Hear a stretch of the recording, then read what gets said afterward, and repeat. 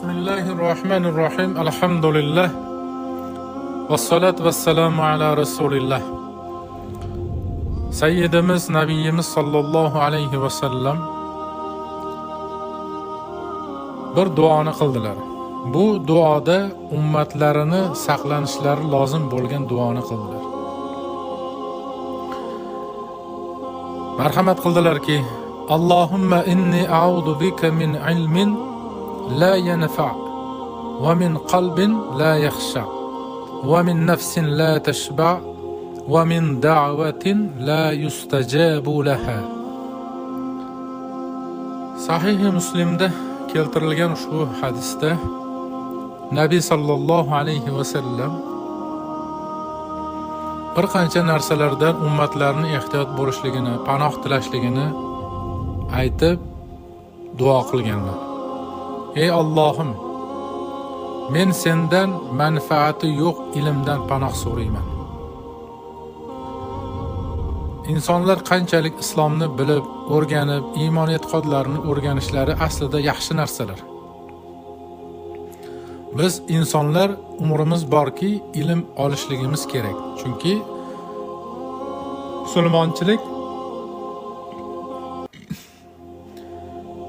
musulmonchilik ilmga shunday talabni qo'ygan.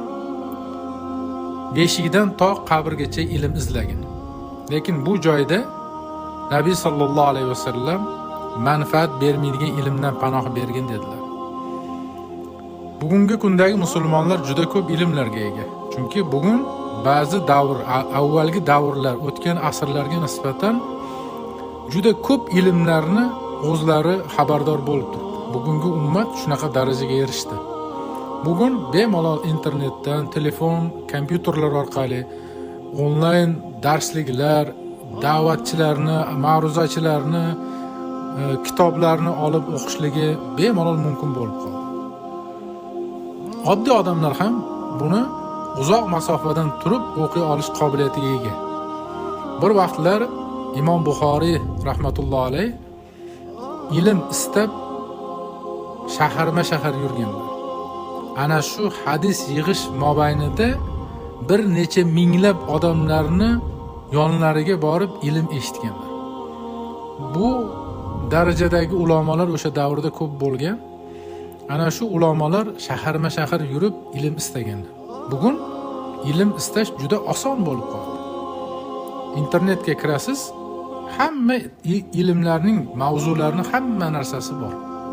Savollarga javoblar bor. Bu yengillik. Lekin bu ilmlar musulmon kishiga manfaat bermasa, u ilmdan foyda yo'q. Masalan, Nabiy sallallohu alayhi va sallam aytdilar: "Man salimal muslimuna min lisanihi va yadihi" dedilar.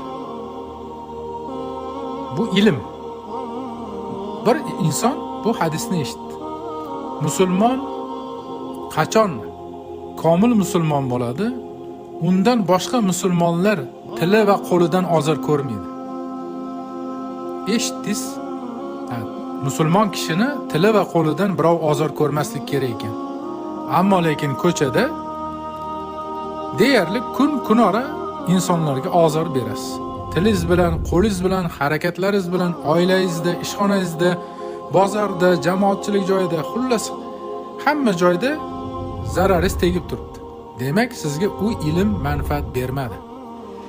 U hadis sizni hayotingizga kirib kelmadi. Shunchaki siz xabardor bo'ldingiz, xolos. Demak, unga beriladigan darajatlar, ajrlar, martabalardan u inson mahrum. U insonga u ilm najot bermaydi. Qiyomat kuni borganida u ilmga berilgan darajalar o'z egalarini topadi.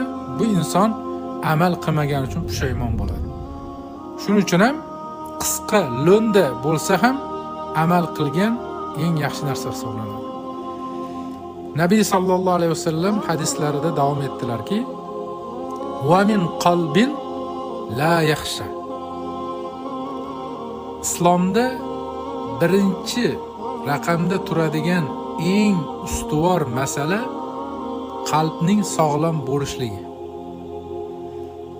barcha islomdagi qonun qoidalar, ibodatlarning hammasi qalbni solim bo'lishligiga xizmat qilishi kerak. Namozxon bo'ladimi, zakot beruvchi bo'ladimi, roza tutuvchi bo'ladimi, haj qiluvchi bo'ladimi, har qanaqangi ibodatday ko'rinishdagi inson bo'ladimi, uni qalbi sof aqidaga ega bo'lgan, ixlosli bo'lgan mo'min musulmon bo'lishligi va qilayotgan ibodatlarni xolis Alloh uchun amal qilishligi kerak bo'ladi. Ana shunda uni qalbi sokinlik, halovat, iymonning rohatini totadigan bo'ladi va eng asosiysi u qo'rquvchi qalbga aylanadi. Qalb qo'rqqanidan keyin u ibodatlarga, odamlarning haqlariga, insonlarga yaxshilik qilishga, kelayotgan har bir ne'matga shukr qiladigan qalbga aylanadi. Endi ibodatlar qilyapti, ammo qalbi qo'rqmaydi. Birovga g'azab qilaveradi, birov bilan janjallashaveradi, bilsa bilmasa haq nohaq tortishaveradi, fojirlik qilaveradi, yolg'on ham gapiraveradi, behuda narsalarni ham ko'raveradi. Ko'chada fojir odamlar qanday gunoh, jinoyat ishlarini qilayotgan bo'lsa, u ham xuddi shu kabi ishlarni qilaveradi. Demak, uni qalbida asli qo'rquv yo'q. Demak, uni olgan ilmlari manfaat bermadimi, qalbida ham qo'rquv bo'lmaydi.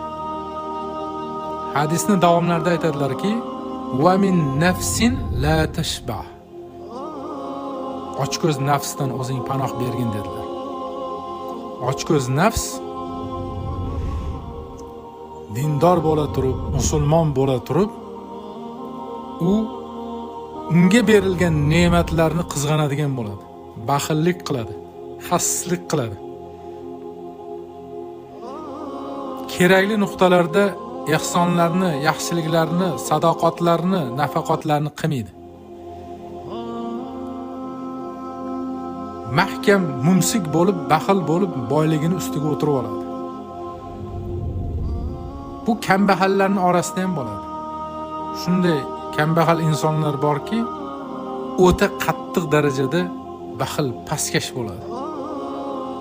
Ya'ni boshqalarni ne'matlariga yomonlik qiladigan odamlar bo'ladi. Va boshqalarga qilinadigan yaxshilikni ko'ra olmaydigan bo'ladi. Mana shu ham uning nafsini to'ymasligidan bo'ladi. Nega unga beriladi? Nega bunga beryapti? Deyishlik ham nafsni ochko'zligiga kiradi. Mana shunaqangi dunyoda berilayotgan ne'matlarga ochko'zlik qilishlik mo'minga xos ish emas. Mo'min odam sokin, unga berilgan ne'matga rozi, ibodatlarda bardavom, qo'liga tushgan molidan saxiylik qiladigan va o'ziga kerakli darajada ilmlarni olib, Allohga qurbat hosil qiladigan ilmga ega bo'lib boradi.